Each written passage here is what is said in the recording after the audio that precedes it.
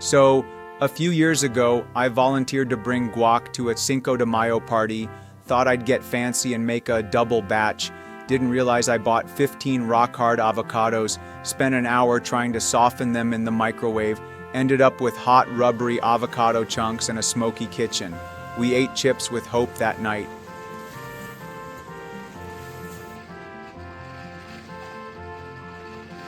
Moral of the story? Leave the guac to Chipotle and let Vedda handle your printing.